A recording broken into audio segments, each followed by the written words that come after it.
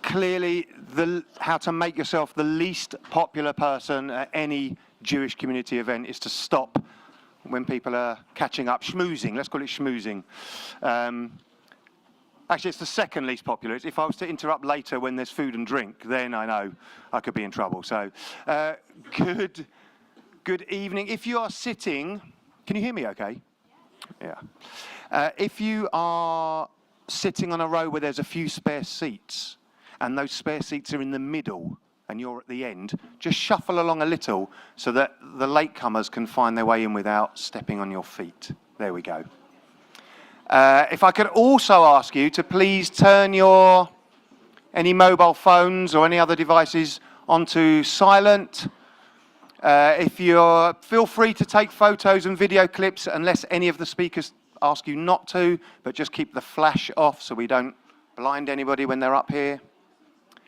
And that's really your cue now to settle down nice and quietly, and I will say a couple of words of welcome. I am Raymond Simonson.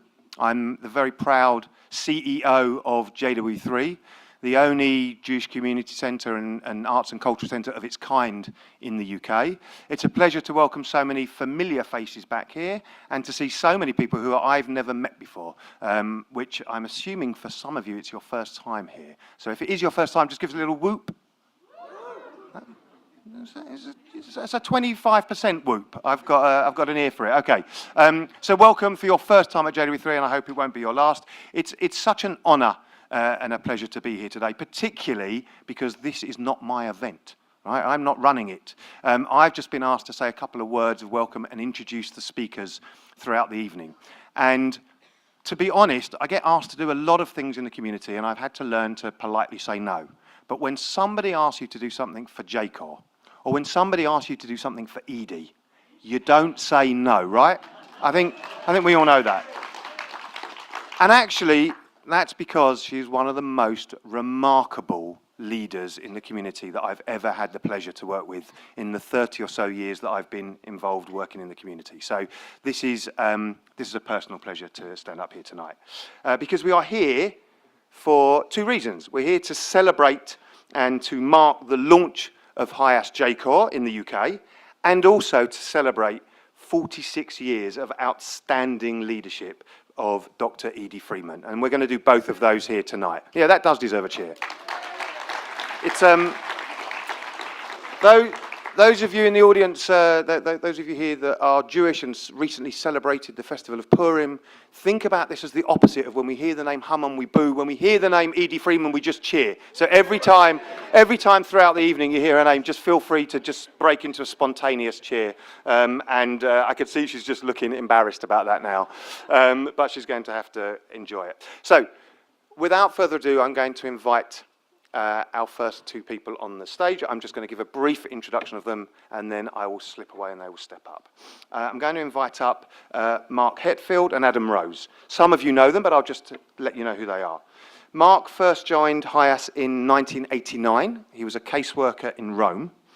He's worked for the US Immigration and Naturalization Service, the US Commission on International Religious Freedom, a large law firm as an immigration attorney, and he's had multiple roles at HIAS over the years. That's just a very short bit. There are many, many more parts to his CV than that. He was named the president and CEO of HIAS in 2013, and since then he's led the transformation of the organization from helping refugees because they were Jewish to helping refugees because we are Jewish. He's a frequent commentator and writer on refugee issues, on television, on radio, newspapers and other media outlets, and it's a real pleasure to welcome him here to JW3. And Adam Rose is a solicitor. He's a partner at Mishkon Dereya. He's an absolute mensch from my experience. He's been a trustee of JCORE since 2014, so he's had a long involvement. And like some of the very best people I know in our community, I'm very biased, Adam is an Essex Jew. Like some of the very best people, I'm just saying. I don't know what you mean. Born in Southend, although unlike the rest of us who come from the Essex Jewish community, he spent his primary school years in Sao Paulo, Brazil, whereas I was in Gants Hill, so it's not really... Anyway, after studying law and accounting at Manchester University, he took a sabbatical year like so many of our best and brightest leaders, he took a sabbatical year as the National Secretary of UJS, the Union of Jewish Students in the UK. He's also a trustee currently of the Jewish Youth Fund and UJS and of Masorti Judaism. And I personally think we can trace back his love of Jewish common organisational life to the fact that, as far as I understand it, he met his wife Nicola at a HIAS+JCORE Freshers event at Manchester University playing table tennis at Hillel House. Is that true? So there you go. It was a Freshers event, from a Freshers event all the way through to chairing and being a trustee of multiple organisations. Mark and Adam, please give them a warm welcome to the stage.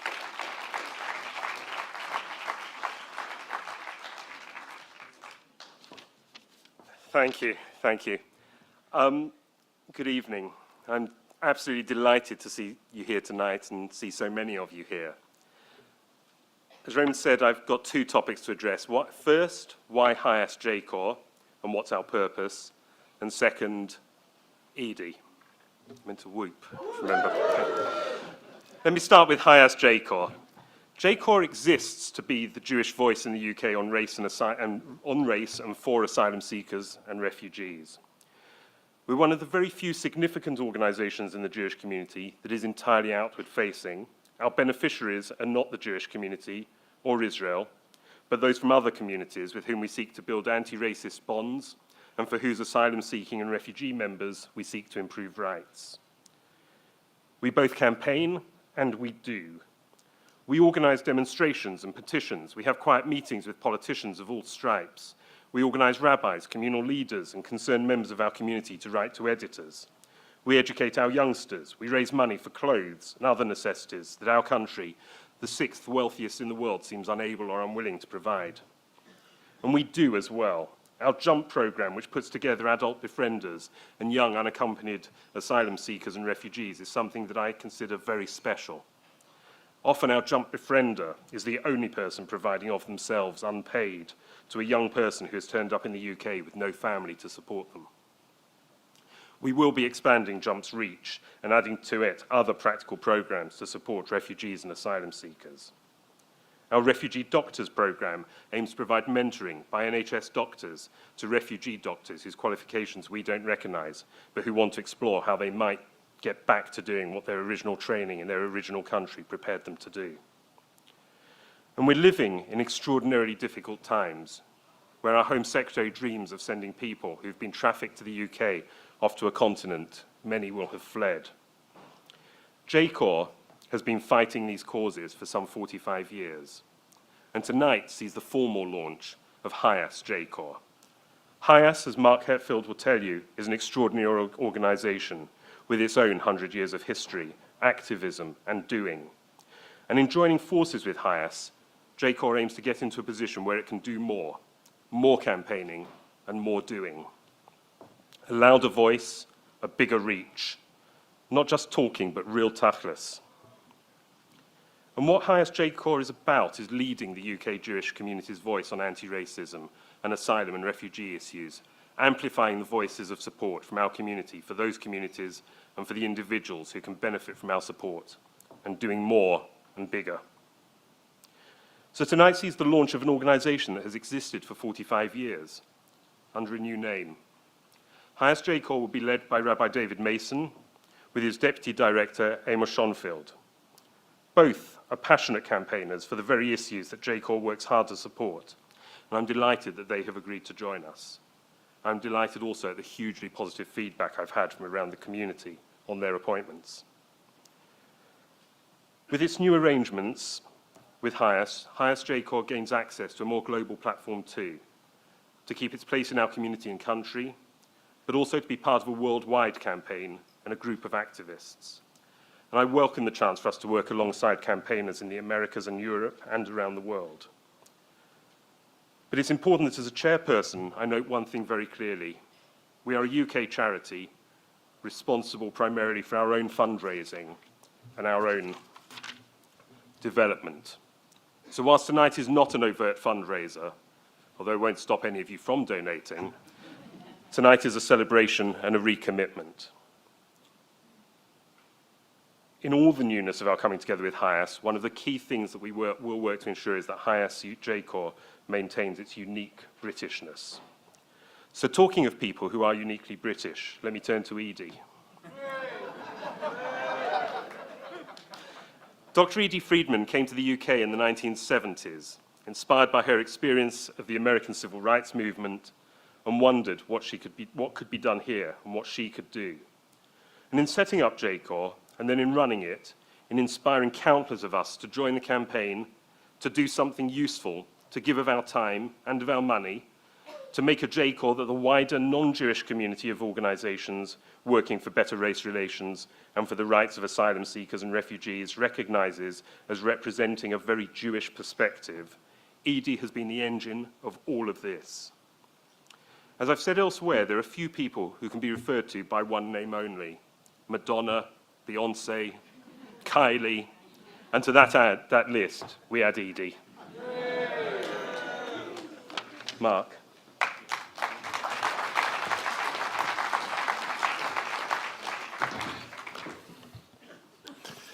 Thank you, Adam. Adam told me not to speak any longer than Fidel Castro would speak, so I'm going to try to abide by that. As a leader of HIAS, I'm often asked what I like best about my job, and the answer often surprises people. I do love working with refugees to help them build a new life, which I've been doing since I was at HIAS in Rome in 1989 as a caseworker. But the best part about working at HIAS, the characteristic that defines HIAS and distinguishes it from every other international refugee organization, is knowing that we are welcoming refugees in partnership with Jewish communities across the world. What I like best about HIAS is not that we are working as an organization, but that we are working as part of a movement to help refugees, not because they are Jewish, as we once did, but because we are Jewish. And while HIAS is here tonight, combining forces with JCORE, which has been part of the movement for refugees since it was founded by Dr. Edie Friedman in 1976, we certainly consider other British Jewish organizations like World Jewish Relief and Renee Cassin to be partners in this endeavor. As part of the global Jewish movement for refugees, we are proud to fulfill the commandment, which appears 36 times in the Torah, more often than any other. You must regard the stranger who lives with you as the native born among you. You are to love the stranger as yourself, for you were once strangers in the land of Egypt. This is not actually the first time that HIAS has come into the UK. In 1927, we combined forces with the Jewish Colonization Association and the German organization Emig Direct, and we formed HIASM together. That relationship lasted through the Second World War until 1945. And the last time I came to London was in April 2019 at the invitation of the Association of Jewish Refugees to speak at the 80th anniversary of the Kindertransport. This event was particularly meaningful to me because my best friend, one former HIAS client, Manny Lindenbaum, was rescued from Poland by the Kindertransport in 1939, together with his brother Siegfried. Their parents and sister Ruth were murdered at Auschwitz. But eventually, HIAS brought Manny and Siegfried from England to the United States to reunite them with their aunt and uncle, who were chicken farmers in New Jersey. Today, Manny is 90, but I'm still riding bikes with him. And every time on our bike rides, we hear someone with a British accent.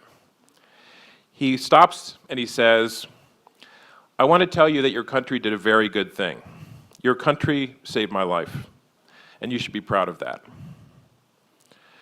Manny's story to me is a personification as to why HIAS does what we do. It's the fulfillment of the commandment, reminding us that we really do know the heart of the stranger, because we were strangers ourselves. We don't have to look back to the Exodus from Egypt to remember that.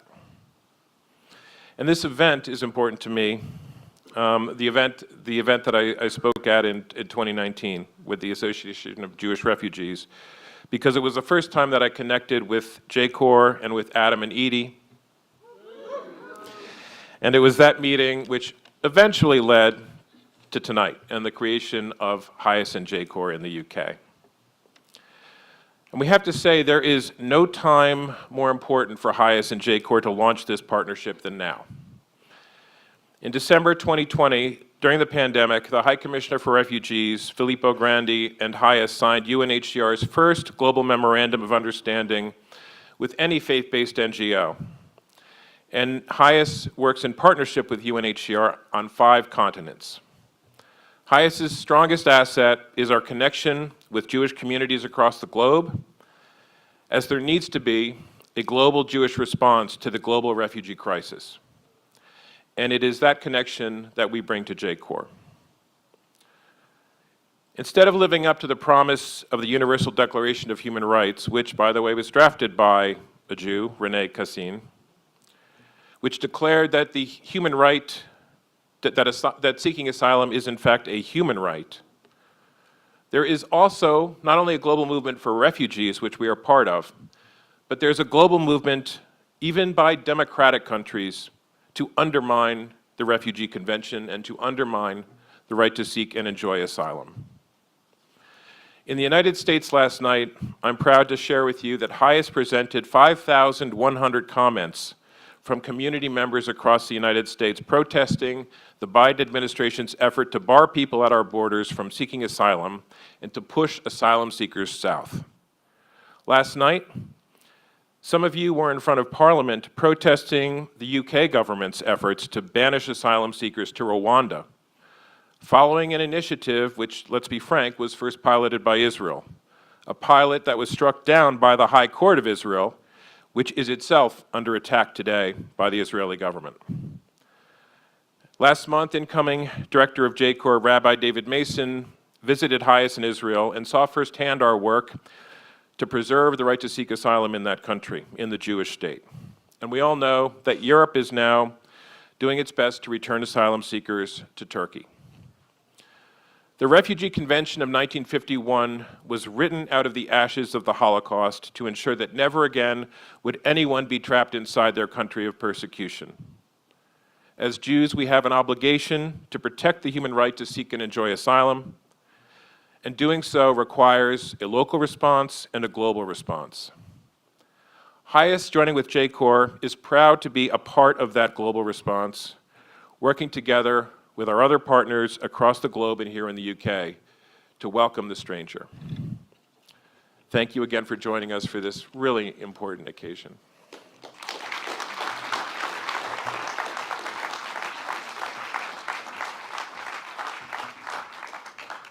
I was kind of hoping that, given that it's a marriage between 2 organisations, that I would come up here now with a glass wrapped in a cloth, and you would, but apparently health and safety, so I'm really sorry that we can't have that dramatic moment. Okay, I think it would have looked good, right? Okay, it is now my real pleasure to introduce to you a very, very special guest for this evening, who is going to speak, who is going to show a short film, and then has very kindly agreed to open the floor to questions. I hope you knew that. Yes, okay. Good. You have very kindly agreed to do that. And we will take questions at the end. There will be someone with a microphone, so please keep a lookout for the microphone. Yalda Hakim, I'm sure a name known to many of you here. An award-winning foreign correspondent and documentary filmmaker, who was recently, and we should wish you a hearty mazal tov, congratulations from everyone in the community on your new role as chief presenter on BBC News. Born in Afghanistan, fled with her family as a result of the Soviet invasion and emigrated to Australia. She's reported extensively from some of the world's most dangerous and difficult places, including, for example, Iraq and Syria, to cover the rise and fall of so-called Islamic State, and in the world's youngest nation, South Sudan, documenting the brutal civil war there. She's covered the US presidential elections in 2008, 2012, 2020. She's reported from Turkey following the failed coup attempt. She's covered the aftermath of the earthquake in Nepal, kidnappings by drug cartels in Mexico, and jihadism in Sweden. So this should be a very easy audience. Have you ever taken questions from a solely Jewish audience before? Because that training is really going to come in handy. In 2018, Yalda launched, and this is just so inspirational, the Yalda Hakim Foundation. And if you haven't heard of it, I really, really encourage you to look it up, because what you're doing with that foundation is just remarkable. Supporting the education and professional advancement of exceptionally talented young women in Afghanistan. In particular, those from economically and socially disadvantaged backgrounds, through scholarships and internships and mentoring. Absolutely inspiring. Do look it up. Please give a warm welcome to our special guest.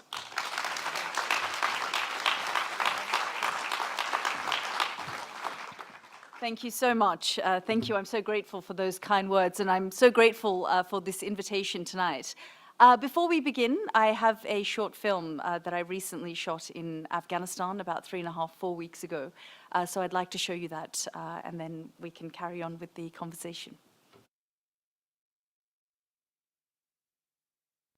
A woman as well as a professor to ask them how they're coping. Have a look. Classrooms empty. Library deserted. This university used to be full of female students. No more. Edicts issued by the Taliban government added one more thing to the list women can't do. I don't have the right for working. I don't have the right for existence. I don't have the right for being a woman anymore. It's a crime. Please. Naila Mirza was weeks away from getting her degree. The ban means she's left with nothing. Suddenly everything changed just in a matter of a day. I used to say it proudly to everyone that I'm finishing this journey of studying medicine. But now I wake up and I watch the clock's tick-tock. Since the Taliban takeover in August 2021, women have been pushed out of the public eye. Most girls over the age of 12 haven't been able to return to school.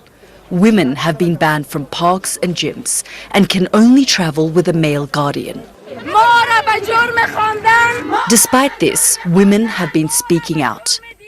It's rare, however, to see Afghan men joining them. But Professor Mashal, who runs a university with 450 female students, says he's had enough. Leave these women alone. In the last year and a half, all their policies have been focused on women covering up, girls not going to school. There are bigger issues we need to deal with.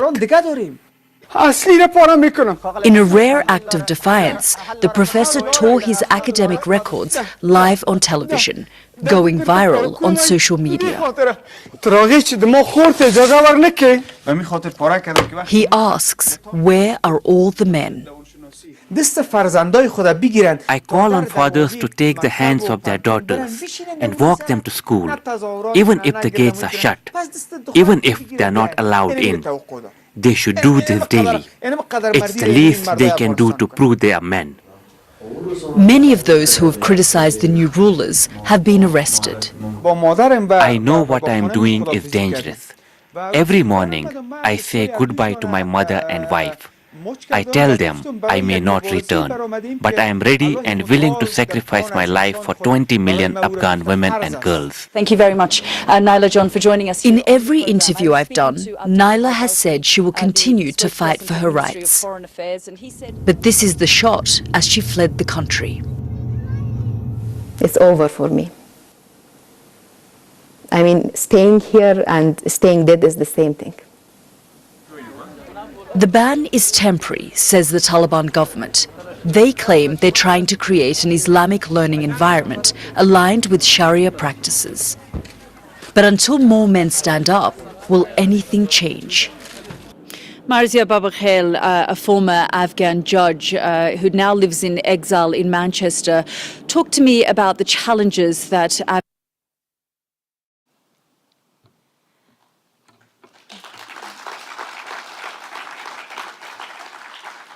That's just a very small snapshot of life for millions of Afghan women and girls today. It's been 556 days since Afghan girls have been denied the right to an education. When the Taliban swept to power in August 2021. They waited 3 or 4 weeks, and in that time they said to all boys and girls, women across the country, to stay at home, to wait until there'd be further announcements made. Around 15th of September, they issued a statement to say all boys across the country would be allowed to return to their schools, but girls over the age of 12 would have to remain at home until the environment was more suitable. And as I said, it's now been more than 550 days, and Afghan girls continue to wait. This week marked the return for schools after the winter break. And what's incredibly heartbreaking for me to see and hear every time I speak to Afghan girls is they remain hopeful. Their spirit, in a strange way, hasn't been broken. Every time the school year starts or a new term starts, they hope that the environment that the Taliban are talking about is now suitable for them. They say they're willing to completely cover their faces. They're willing to, like before, for schools to be segregated, which it already was. They're willing even for their curriculums to change because they're so desperate and hungry for an education, a right that's been denied. And many of these young girls, I describe them as sort of the quintessential 9/11 generation because they were born or they were just a few years old when the US-led invasion took place. And they have only ever known the sort of levels of freedom that was available during the previous regime. It wasn't perfect, but they had a voice, and occasionally that voice was allowed to be heard. And now they're silent. They've been completely pushed out of the public eye. In the last 6 months, mothers have been told that going to public parks is not allowed. They're not allowed to take their children to public parks. They're not allowed to go to gyms. Universities have been closed. They've been told that they cannot travel long distances within the country or travel overseas without a male chaperone. In fact, at one point they put out an edict and said unless it was absolutely necessary, women should refrain from leaving their homes. They've also been told that female aid workers cannot work with international aid agencies, which makes it incredibly difficult when millions are on the brink of starvation or on the brink of famine. And so how do those women get access to aid? How do children get access to aid when women can't deliver it? And most of the men in the household won't allow for a man to deliver the aid. And for people like Dr. Naila, who you just saw in my clip, 25 years old, so defiant, fearless. Every time I spoke to her after the Taliban swept to power, she was adamant that she wouldn't leave the country, that she would face the tyranny, she would face their oppression, and she would try and bring about change. And she had what she believed that few others had, and that was the prospect of getting a degree and the fact that she was working as a junior doctor, training in hospitals. So when that door shut in her face, she felt she'd run out of options, and like so many others, she had no choice but to flee the country. She's now currently in Iran, trying to seek asylum in the West. And so many Afghan women are desperately looking for a way out, and they don't have a way out. And those who have managed to come to places like the UK, many of them remain in hotels. They're trying to carry on with their lives and try and find a life for themselves here in this country. It's a very emotional journey for me every time I return to Afghanistan, because of course, for me, it's not one generation ago or 2 generations ago that my family experienced migration to another country. My parents fled the country when I was just 6 months old on horseback into Pakistan, and they were managed to be lucky enough to get themselves to Australia, where I grew up, and I benefited in a great way from organizations like yours. My family did, and I was able to become a journalist. I was able to be educated, become a reporter, fulfill my dream of working for a news organization. I was then able to be poached and come to the UK and work for the BBC. And so when I return and I see women who are the same age as me, born in the same hospital as me, and now facing the prospect of no future, it is incredibly saddening and depressing. And Professor Mashal, who you saw, the man in that video who was standing up, soon after the video went out and that news story went out, Professor Mashal wanted to continue his campaign. He was arrested by the Taliban, and he spent several weeks in a Taliban prison. And like so many others who end up in a Taliban prison, they come out, they sign a non-disclosure agreement, and you never really know what happened to them on the inside, but they do fall silent.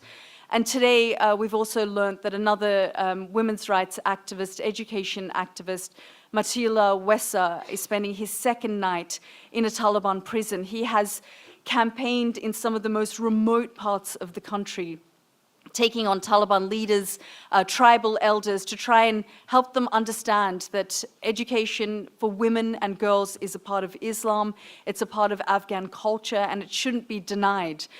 So we're hoping that Matila Wessa will be released as soon as possible. But like so many others, when he does come out, will he still have the voice that he has had for the last several years in Afghanistan facing the Taliban?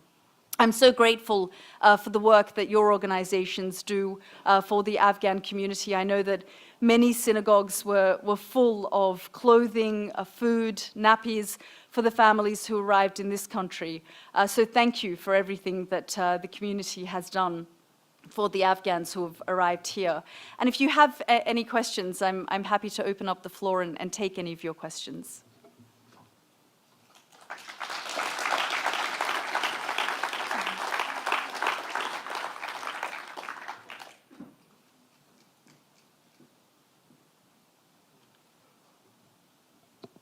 Thank you very much. Is it? Hi. My name is Sarah Izal. I'm a trustee of JCORE, and thank you very much for this very eloquent presentation. You've touched a little bit on that, but I was wondering if you could tell us a bit more about your experience of speaking to the Afghan women or refugees in general who have arrived here since 2021, and what barriers they're facing, and how, is there anything that you think we should be doing in order to support them further and try to break down those barriers? So you would have seen the news story today where the government has proposed to the refugees in the hotels to choose the housing that's offered to them so that they can leave these hotels. They have been in the hotels since they arrived. And unfortunately, I was talking to a few people here. There are other news events, and the Afghans themselves will say, have we been forgotten? They do feel a sense of betrayal. The women in Afghanistan and those who also have come to this country, of course they are grateful that they think about what's going on in Afghanistan and what's the Afghans who are stuck in the country are currently facing, from a humanitarian crisis to human rights issues to issues around security, because of course the security situation hasn't changed in the country either. We're still seeing groups like ISK launch large-scale attacks against minority groups in places like mosques and in markets and on government departments. But those who have come here are stuck in hotel rooms. And I have actually spoken to a number of rabbis who want to see what they can do, what the community can do to assist, so that they don't feel a sense of abandonment, they don't feel a sense of that they've been forgotten, and other refugee groups have managed to come to the country and have settled down in a better way than the Afghans have. So those challenges do remain, and I do know that World Jewish Relief is doing a huge amount of work. They are trying to rally around this and see what they can do to help, even in the assimilation process, because what's been difficult is there is a strange routine, even in the hotels that they're in. They've managed to find some kind of routine for themselves. They are sending their children to the local schools as well. So it's whether they then are uprooted and sent somewhere else. And I think there are those challenges as well. So there is so much that can be done. the foundation that I run, we don't do a huge amount of work in the UK. The bulk of the work that we do is now in the United States. We've created the largest refugee scholarship program in the US. So 250 students from the American University of Afghanistan were evacuated out of Afghanistan, and we sent them to the United States. In a strange way, they're very strict before they try and get people in. But once they're in, actually a lot of the support network rallied around them, and the scholarship program is valued at 40 million, and a lot of the support came from private donors, State Department, other governments who assisted to try and settle these students. I know there's a lot of young Afghans who went to universities whose education was disrupted when they came here, and they are desperately seeking scholarships as well. We have a small scholarship at Oxford University that we're trying to place a small number of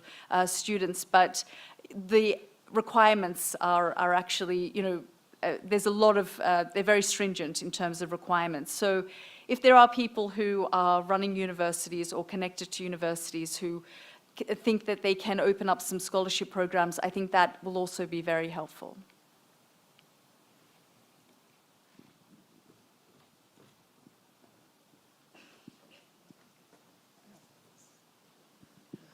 Hi, I'm Sarah Nathan from Refugees at Home. When the Afghans came out to this country, we wanted to host them. We wanted them not to go into hotels, and 1,200 people came forward, some from the Jewish community, some not, to volunteer to host. And the Home Office wouldn't let us. So they went into hotels, and now this announcement today comes, and people have been in hotels for 18 months.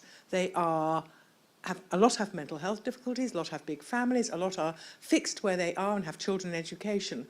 What would you suggest that organisations who want to support refugees, who want to support specifically Afghan refugees, could do at the moment in the light of this announcement today? I know there's a lot of Afghan community groups, and it's worth partnering with them who are speaking to the refugees who are in these hotel rooms. I know what benefited my family, for example, was a connection, a strong connection to the wider community, whether that's through English language lessons, whether it's helping them with their children in terms of assimilation of their children, because it is a shock coming from that kind of environment and going through what they did when they were evacuated. It is a huge shock, and I don't think they have fully come to terms with how and why their country collapsed and how they have become homeless, stateless, essentially, and can't go back. Many of them have families who remain in the country. So they haven't sort of come to terms with it. And in fact, I realized my parents hadn't come to terms with it 40 years after they fled, until the fall of Kabul in 2021, when they were watching those images, and I realized that my parents were sort of really traumatized by what they'd been through, but actually never spoke about it, never wanted to discuss it, because the process of immigration is sort of challenging in itself, trying to navigate a society, trying to figure out how you get about and how you figure out a system is already challenging enough. You want to raise your children, you want to educate them, you want to make the most of those opportunities, so you don't deal with the mental health issues that come with fleeing. So a conversation, a chat with some of these women, community programs that might be developed for these groups and for these women who may feel isolated, may feel like they've been left behind, who are now being given these black and white options about what to do, might also help. But I do think connecting with the support networks that exist already in this country that are community-based already. There are a number of Afghan community groups that exist, and I think a connection with them, bypassing the Home Office and the structure that is in place, but those community groups are there, and so it's worth connecting with those groups, I think, as well.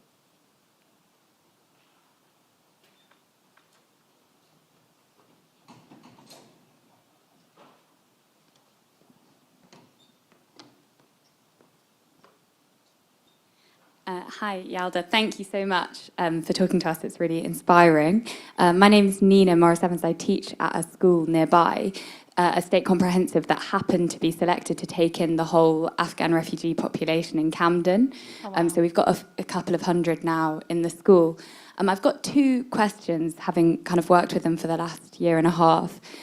One is around a lot of the themes you're talking about really resonate. Like I see the trauma and in many different ways manifesting.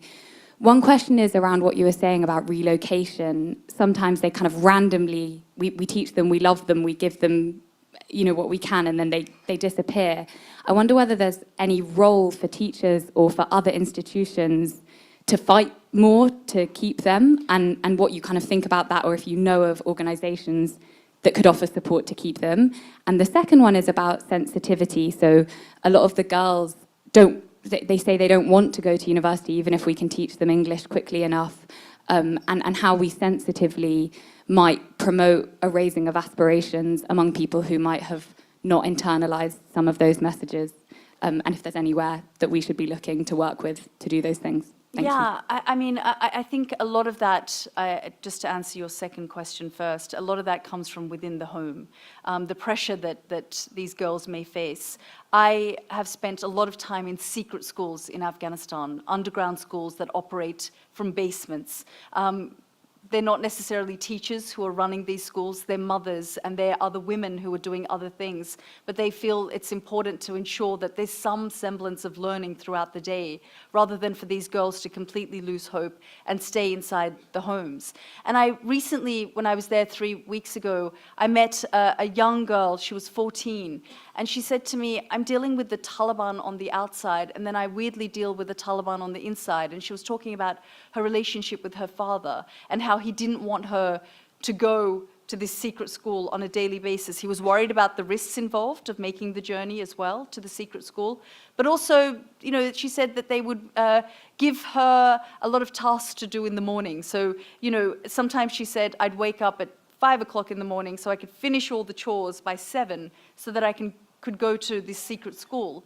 So I think tapping in, having conversations with the parents, with the mums and the dads, giving them a sense that it's okay for your daughter to have aspirations in this country. It doesn't mean that the protection that you've tried to create, and the fear, it really comes from a place of fear, doesn't it? Wanting to stay within the community and stay with what you know, because you've already fled your safe space, so you're coming to the unknown. And it's so, giving them that space, I think, is really important. I've done that myself, even in this country, in terms of scholarships, and in Afghanistan, to say, if she learns, that means that prospects for your family become better as a whole. It benefits the entire family and generations to come.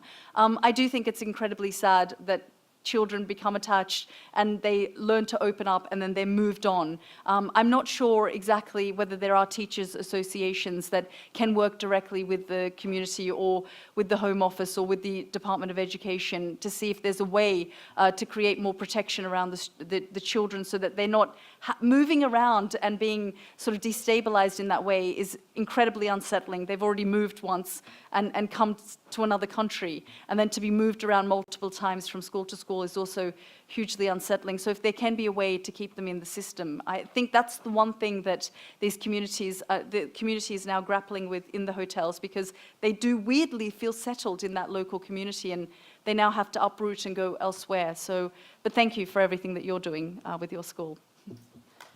Thank you.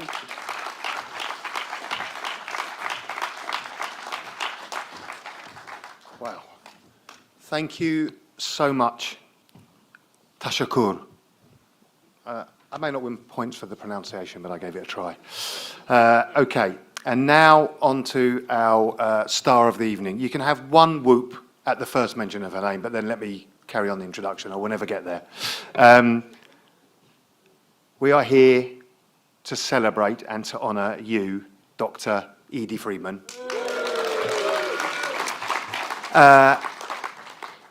Even a potted history would be too long to be able to give briefly. So I'm going to give the potted, very brief history. You all know, I think, that Edie was born in Chicago.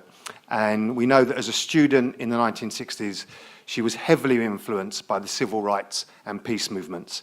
She came to England to study in Leeds, and luckily for all of us and our entire community, she made it her home. She worked for Oxfam, she worked for the Community Relations Council in Ealing, West London. And then in 1976, can you believe it, 1976, Edie founded the Jewish Council for Racial Equality, JCORE, with the aim of providing a Jewish voice on race and asylum in the UK. And she has led that fantastic organisation that so many of you are involved in ever since.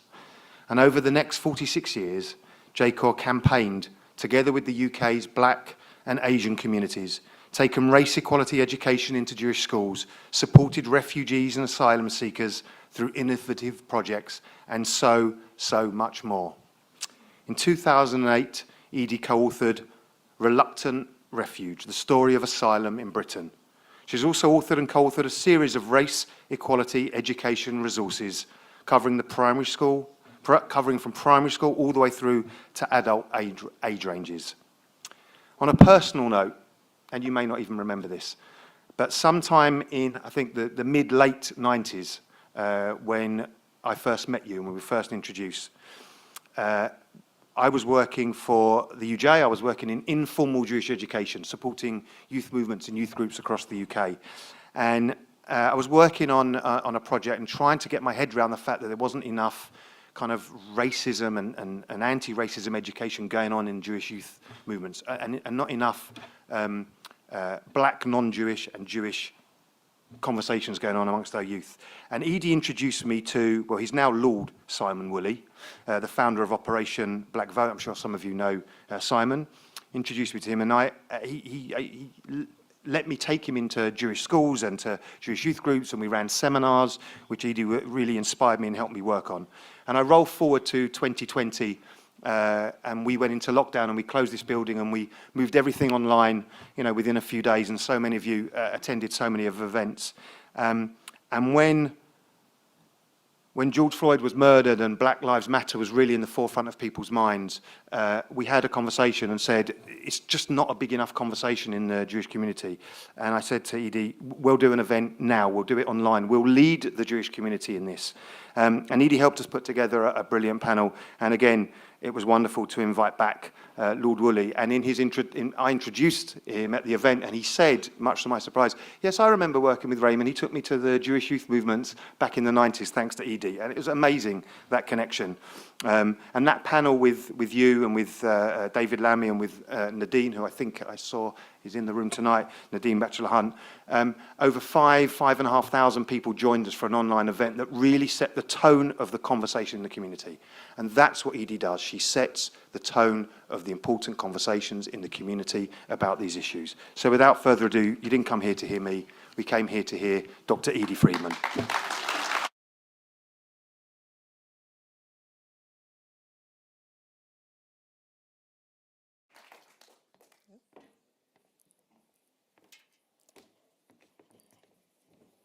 Because the podium and Edie are about the same size, it was decided that perhaps the best way to hear me is if I sit. So thank you to Adam and to Mark and to Yalda. Where is Yalda? For so movingly reminding us why we do what we do. So absolutely, thank you. And good evening to all of you. It's really wonderful to see how many people were able to join us this evening. So though a number of things and activities have been mentioned by previous speakers, I'd like to use the next 10 minutes to give you a sort of snapshot of the last 46 3/4 years, looking at how JCORE began, some of the things we've achieved, and some hopes and challenges that we have for the future. So how did it all start? So let me take you back to an autumn day at the end of the 1960s. And I know many of you will not necessarily remember the 1960s, but I was then a young Jewish American woman who arrived in Leeds for what was known as the junior year abroad. And I brought with me many memories of that momentous decade in the United States when many Jewish communities and individuals joined in the fight for a more just world. whether it was through the civil rights movement, combating poverty, or demonstrating against the war in Vietnam. And though I had no intention of doing anything similar here, my intention was short-lived. For a while, I looked for an equivalent activity I could be a part of, but I couldn't find it. So the question was, if I wanted to get involved, do I work outside the Jewish community or do I start something within it? I decided on the latter. I wrote dozens of letters, and remember there was no email, even computers then, was given £50, which then also was a lot of money, which paid for 4 return trips to London, where I introduced myself to rabbis and to Jewish parliamentarians and asked them to support my vision of a new organization, one that would rekindle that proud tradition of Jewish social activism and draw on our experience to provide a Jewish voice on race and asylum issues within the UK. So that's how JCORE began. The big question was what to do first. So I started by seeking out kindred spirits in the synagogue, at the local community relations council, at interfaith meetings, even my local yoga class. And with a handful of like-minded people, reached out to other communities in Leeds. And the first thing we did was to put on a Caribbean Asian Jewish festival. We catered for 50 people, and 600 people turned up. And at the next one, 1,000. We stepped up the catering a bit. And these events established part of our DNA, which is working for race equality in partnership with other minorities. What happens then in the process is that we learn about each other, break down some of the many social stereotypes we have about each other, and hopefully move beyond the small talk. As a result of those partnerships, we set up a Black Asian Jewish discussion group, which gained hugely in popularity once we introduced breakfast. A small group of us would meet around a breakfast table to discuss a wide range of issues, large and small, the kind of contact between our 3 communities that does not, and maybe still does not, happen often enough. And we turned some of those breakfasts into a public Black Asian Jewish conversation. For example, the former chief rabbi, the late Jonathan Sachs, and Paul Boateng, who was then MP in Brent. Out of those breakfasts came the idea of creating a traveling exhibition about the experience and history of Black, Asian, and Jewish people in Britain. It was called Connections, because we didn't want to compete with each other, who's had the worst time, slavery or Holocaust, but we wanted to look at some of the human connections between us. So the exhibitions explored what we had in common, both the good and the bad stuff. It was seen by over 10,000 people, including hundreds of school children in more than 50 venues, museums, schools, libraries across the UK. Among many of the positive comments came the idea that somehow the Connections exhibition empowered both young people and teachers to actually talk about racism. Many of JCORE's projects have been inspired by our own refugee history. When Vietnamese refugees arrived here in the 1970s, we ran English classes and social activities to help them integrate into life in West Yorkshire. And in the 1980s, in response to the war in Bosnia, we set up a mobile counseling unit for Bosnian refugees. We also introduced counselors who had worked with Holocaust survivors to therapists working with traumatized refugees today. It's amazing to even think about the war in Bosnia and how much activity there was around it, and it's so much part of yesterday's refugee history. Back in the 1930s, Jewish doctors who had fled the Nazis struggled to be accepted by the British medical establishment. Reminded of their stories, we ran a series of workshops for recent refugee doctors to either help them to requalify or at least help them to use their skills to best possible use. To our amazement, 100 medics turned up at the first workshop, and a further 100 or more to the next 2. The result was JCORE's Refugee Doctors Project, which helped put the issue onto the medical agenda and included a published guide and more recently a mentoring scheme where we match up a British trained doctor with a refugee doctor. And because many of the doctors were Muslim, this turned out to be another way of doing Muslim-Jewish dialogue. Inspired by another story of the 1930s, the Kindertransport, we set up JUMP, a befriending scheme for young refugees arriving in the UK without their families, living often isolated and precarious lives. We pair them with a trained volunteer befriender. They meet every fortnight for a year or more, building a relationship of trust and often enduring friendships. And as our volunteers tell us, they benefit as much from the scheme as the young people do. And it was an absolute lifeline to them during lockdown when we raised money in order to supply them with IT equipment so that we would stop some of their further isolation, which obviously lockdown would have contributed to. Other recent projects include Young Neighbors, which brought together Jewish and Muslim teenagers together for social action to help refugees. Our Afghan Emergency Appeal, which raised over £25,000 to help provide essential items to families stranded in hotels, nappies, baby milk, and even dual language dictionaries, which we gave to the children, but proved to be very beneficial and helpful to their parents as well. And currently in development, Women to Women, a telephone befriending service for Afghan refugee women who are stuck in hotels. Alongside this work, we have continually spoken out on race equality and refugee rights. We campaigned increasingly against harsh asylum bills on the streets, in the press, and on the air. Yvette Cooper MP, now Shadow Home Secretary, referred to JCORE in the 2016 immigration bill debate. And so did the then Prime Minister David Cameron when asked on the Today program his response to a letter we had sent him about Calais. I have to tell you, he didn't have very much to say.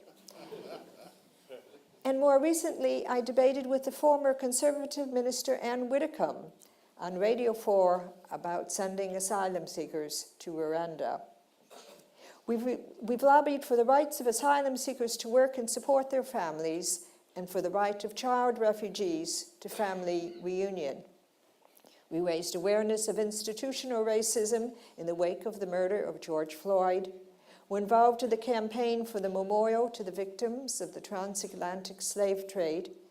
And we encourage our community to take action on all of these issues, from writing to the press, to lobbying MPs, to joining in demonstrations and taking delegations from across the community to present petitions to Downing Street. And now, of course, we are facing our biggest challenge, the so-called illegal migration bill, also known as Stop the Boats Bill. I think it's important that we call out this legislation and the Rwandan scheme for what they are, truly shameful. As well as campaigning for refugees and asylum seekers, we also provide practical support with basic necessities such as toiletries, warm coats, new underwear, and food, not only to provide these goods, but also to help people restore some of their sense of lost dignity.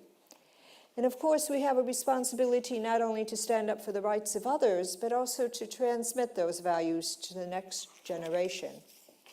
So we've developed a series of unique race equality education resources aimed primarily, though not exclusively, at Jewish schools for preschool, primary, and secondary age children, because we know how important it is for Jewish children and adults to learn about all forms of racism, not just anti-Semitism. We've trained teachers to use these resources, and we've run many ourselves in both Jewish and non-Jewish schools, in synagogues, and youth groups. Again, inspired by the Kindertransport, we ran a school's oral history project training secondary school-age pupils to conduct video interviews with survivors and build a website with their videos and their stories. And we've produced education resources, both online and in print, on the transatlantic slave trade, on the story of Stephen Lawrence, and on the debate over statues. And every Passover, we send out a Seder supplement to help people make the connection between freedom from slavery in Egypt and freedom from oppression today. And to remind ourselves of Britain's rather checkered history of welcoming refugees, and it's really important that we bring home that point about how checkered and less than honest and positive has our history been. Together with the journalist Reva Klein, we wrote a book called, as was mentioned, Reluctant Refuge, the story of asylum in the UK, which was published by the British Library and launched by Baroness Helena Kennedy. So that's a snapshot of what we've done. The question is, what have we achieved? I believe that JCORE has come to be recognized as the Jewish voice on race and asylum, both within and outside our community. Outside it, we're invited to the table for national discussions, and we provide a sort of rent-a-rabbi service for various platforms.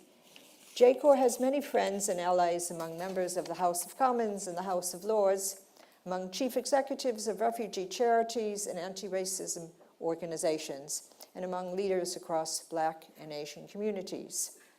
I'm proud that over the past 46 years, we have challenged the Jewish community to take action on race and asylum issues in the UK, paved the way for many practical initiatives that have sprung up in the community, and educated at least 2 generations of young people about racism and their responsibility to do something about it. And so what are my hopes for the future? I hope that JCORE's new partnership with HIAS will continue this legacy and build on it, and in so doing, will be bold and take risks. So let me leave you with 3 wishes and 3 challenges. My first wish is to see race equality and refugee education embedded in the school curriculum in all Jewish schools. My second is to raise awareness of the full extent of racial inequality in Britain, for it is simply unacceptable that Black women are 4 times more likely to die in childbirth than white women, or that more than half of all Black children live in poverty. The third is to press the government to implement all the recommendations of the report into the Windrush scandal so that victims finally get their justice. And here are my 3 challenges for my successors. First, to rehabilitate the very idea of asylum and hold this government to account to show that we are still a country that honors that right. To make sure that we're supporting refugees and asylum seekers is not left entirely to the voluntary sector, that the government must play its role, and my golly, does it have a big role to play. And thirdly, to sustain action beyond all these crises. Do you remember the response to the image of Alan Kurdi washed up on a Turkish beach? Or the reaction to the killing of George Floyd? How do we keep up that momentum when the crisis is no longer in front of us on our screens? And I'm going to sneak in a final challenge, if I may, to the new organization, to ensure that social justice remains at the heart of Jewish values. This is crucial not only for our own identity, but also so that the outside world recognizes our place and that of other minority communities in helping to shape today's Britain.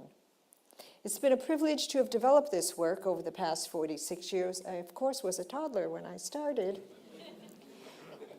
And, of course, I couldn't have done it without the fantastic support of staff and volunteers, trustees, patrons, friends, and allies. Too many to mention by name. So thank you to all of you who are here who fall into these categories. And, of course, to my family, who've also had to live with JCORE for many years. Of course, I'll be sad to be leaving, but I look forward to the new chapter of the JCORE story and taking up my role as its honorary president. So now, over to you, David and Amos. Thank you.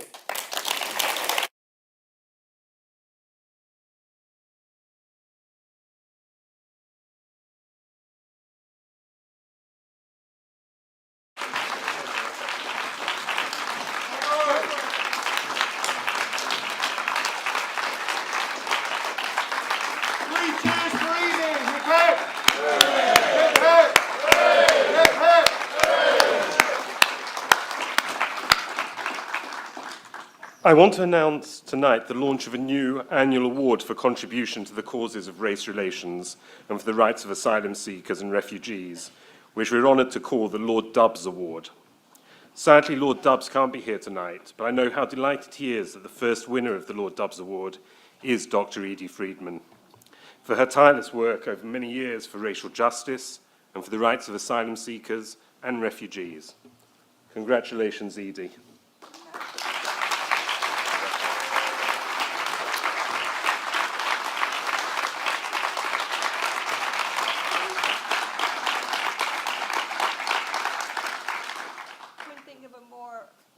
Fitting mentor and really hero that all of us should be very proud of the work that Lord Dubs has done. So thank you very much.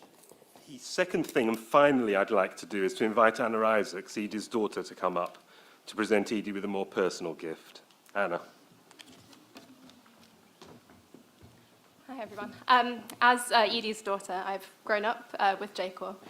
In a way, JCORE's been an older sibling, occupying a space at the top of the house, but very much an object of pride rather than one of envy.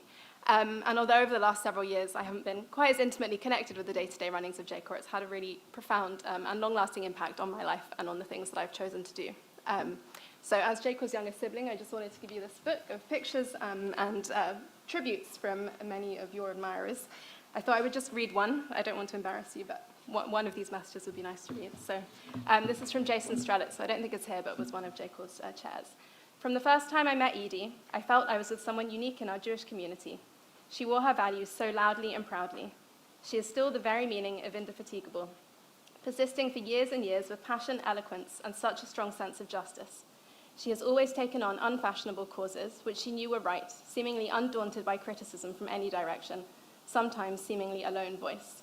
The concrete achievements from dialogue work to the Refugee Doctor's Guide to mentoring are many, but her strongest legacy, and the one I know JCORE will maintain, is the moral voice of justice, community, and solidarity. Thanks, Edie. You can read the rest of the message as well.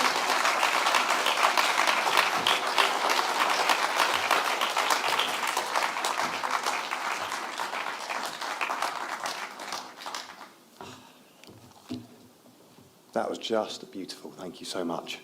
I'm going to just briefly introduce our final speaker of the evening, Rabbi David Mason, who has been the rabbi of Muswell Hill Synagogue for over 14 and a half years, soon to leave there and become the first Executive Director of HIAS+JCORE. Born in Edinburgh and previously served as the rabbi of Kingston Synagogue in southwest London. He holds a BSc and an MSc in econometrics. I knew I'd get that wrong. Econometrics, which is something. From the London School of... I'm a Jewish educator. I don't know what that means. From the London School of Economics. He attended yeshivas in Israel for 7 years before joining the rabbinate. It's a good place to join after you've spent 7 years in yeshiva. Rabbi Mason also has a Master's in Conflict Resolution in Divided Society from King's College London. I know him as a colleague, a friend, and a teacher. I absolutely love everything about him, other than his poor taste in football team, of course, I had to mention that, but hey, who's perfect? From my experience of Rabbi Mason over the many years, he's an exceptional leader to take on this new role, and I'm excited for the coming years under his leadership. It's really lovely to see Rabbi Mason's family over there. Give us a wave and we can give you a round of applause. Coming to support their husband and father. And I'm personally delighted that we've got you involved in our very special initiative at JW3 to bring Little Amal back to London, which is this Sunday. I hope it's something that you're all aware of. We've been working with Jewish, Christian and Muslim communities to bring Little Amal back to London.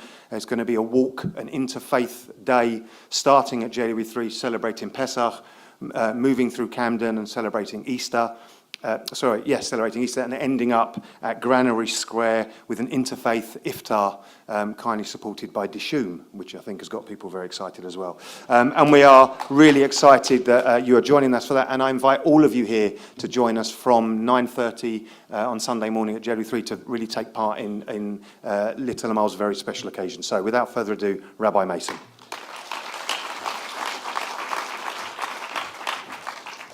Thank you, Raymond, and thank you very much for your support and for the support of JW3. It's so special to have that and know moving forward as well.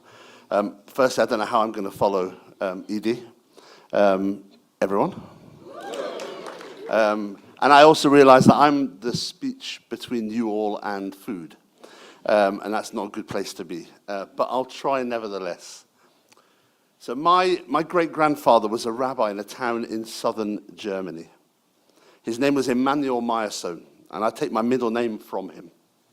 But this isn't a story of someone who was murdered in the Holocaust, or survived even. My great-grandfather, my mum's grandfather, passed away in 1924. But at moments like these, I remember him. His daughter, my great-auntie, would tell me how on Sundays he would go walking with local Christian ministers into the hills around Rastatt, his hometown in Germany. His Judaism was not one that only resided in the synagogue, however important that was. It spread its light to those outside the community. The memory of my great-grandfathers always inspired me to a Judaism that struggles and strives to relieve the suffering of both our own people and others too. We are a people that have been at the forefront of injustices, and we are a people that have always expressed deep compassion for others. And not just because we ourselves were once refugees, although of course that has had a clear effect on how we act, but it's because we are Jewish. There's a Jewish story that I love. It comes from a text called the Midrash, which is a collection of stories and ideas. A group of people are on a boat at sea. One of the seafarers decides to bore a hole under his seat on the boat. The others immediately warn him, if you do as you wish, you will bring the whole boat down. But he answered to them, it is my seat. I will do what I want on it.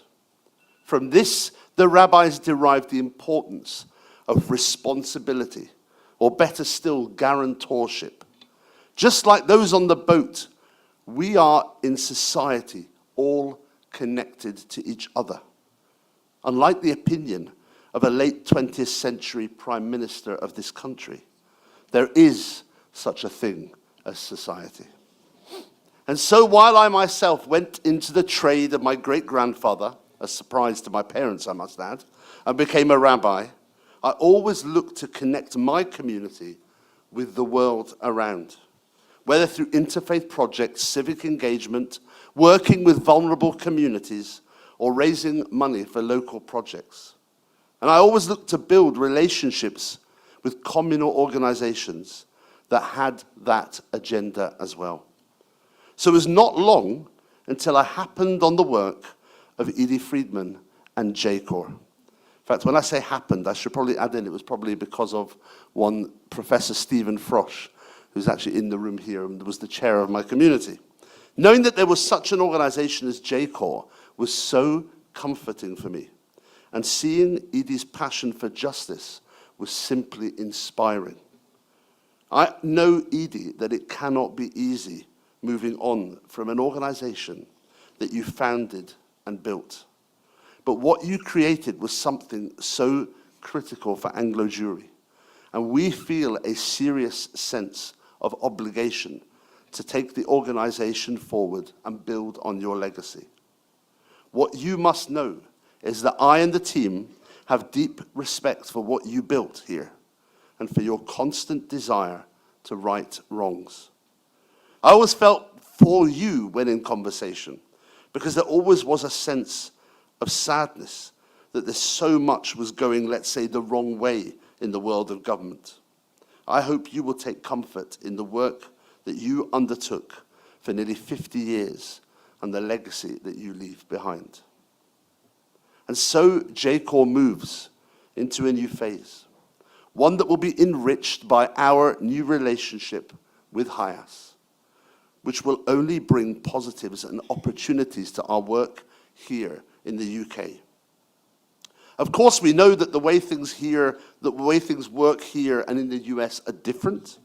There is a different culture of giving and of community organization. But we are together passionate about making the lives of refugees here and across the world better. We are together passionate about advocating and campaigning on behalf of those who seek asylum.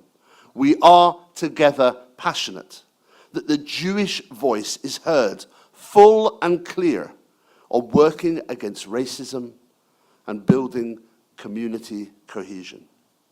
So I'm really excited to build forwards and upwards with HIAS, and have really gained from meeting HIAS CEO Mark Hetfield. It was great to hear you earlier as well, Mark. Along with Isabel Burton, Rachel Leviton, and of course others. Big clap for all of our HIAS friends, everyone. And others, of course, from HIAS head office that are here, as well as HIAS Europe. I've met Ilan, of course, who runs HIAS Europe, and as Mark mentioned earlier, the HIAS Israel team, who do incredible work in not easy conditions out in Israel. And there is so much work to do, everyone. Along with my amazing Deputy Director, Amos, and our amazing Jack as well, the rest of our team and our trustees, I will now look to take a few months to build a comprehensive strategy for the next year and beyond. It will look at our advocacy, campaigning, and messaging. It will look at our potential to expand volunteer opportunities through new refugee support projects.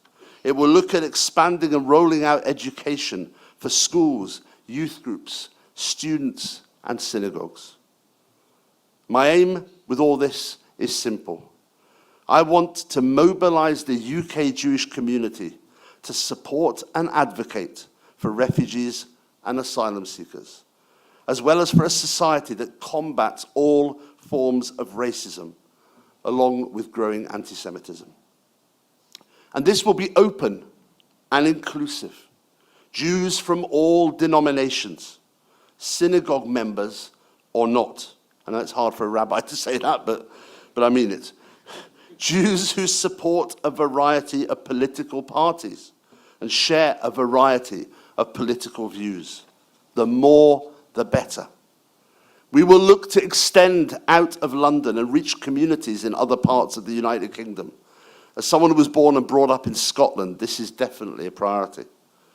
It will also be collaborative too, working with other Jewish and not Jewish organizations in our sector in order to amplify our voice and deepen our profile too. And we will mobilize with our values. Here are some of the values that we will use to go out to Jewish communities across the UK. Compassion, or what we call rachamim in Hebrew, is crucial. It is the basis of the desire to remove suffering. When looking at government policy anywhere in the world, outcomes need to be measured by compassion. Any government may claim to have a moral reason for its policy, but will the results of the policy cause more suffering to those who so desperately need help? Responsibility, or arvut, I mentioned before, the need to try and put oneself in the shoes of the other, and to ensure conversely that nothing we do that might help our own cause is to the detriment of others around us. Solidarity. The word I use here is shlemut, or completion. None of us are complete without others around us. And that goes for society too.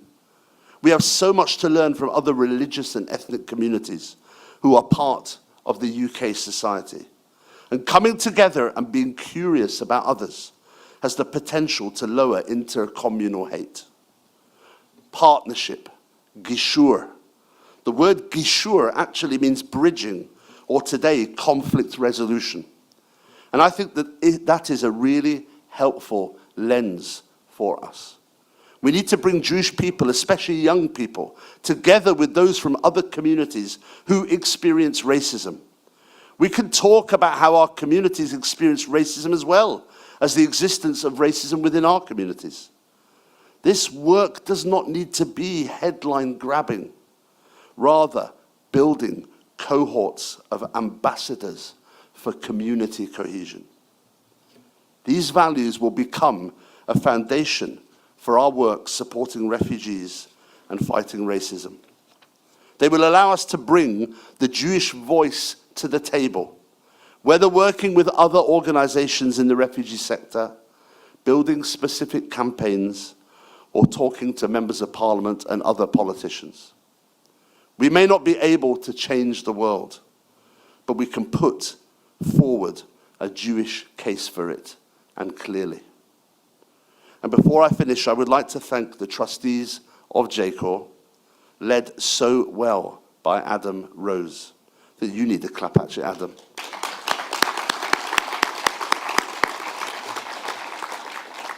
Thank you for putting your trust in me to take this special organization forward with HIAS. I am also very much looking forward to work with Amos. Where's Amos? Clap for Amos! Who brings experience and passion to the table. And Jack as well. And nothing happens without Jack in our organization. So he's incredible. Who has been so loyal to JCORE, and as I've written here, by the way, and I'll repeat it, without whom nothing would happen. And of course, thanks to you all for coming. Whether you are already volunteering or would like to do so, your part in this journey is so vital. Laila tov to all, enjoy your evening, and thanks once again.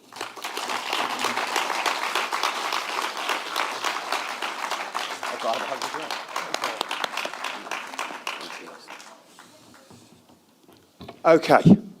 All that really remains for me to say, and really, I hope, Edie, that after hearing those words, that you would feel that you are leaving this organisation in really safe hands with Rabbi Mason and with Amos, two of my favourite communal professionals to work alongside in the community. So, as everybody in a moment gets up and takes their conversations that way rather than crowding people at the front this way, because food and drink will be served in there. It is, of course, kosher.